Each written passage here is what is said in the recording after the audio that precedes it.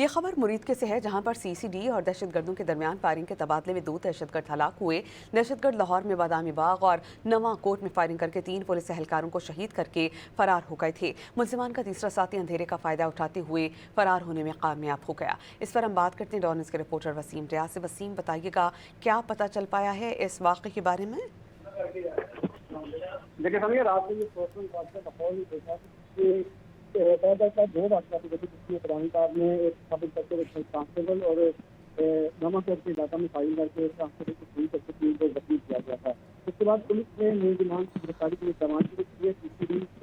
CCD और investigation की टीमें थी जिन्होंने गिरफ्तारी के लिए इकदाम शुरू किया और फिर मुलजिमान की लोकेशन जो है वो शेखोपुरा के इलाका में ट्रेस की गई, जिसके बाद जी वसीम, बहुत शुक्रिया आपका।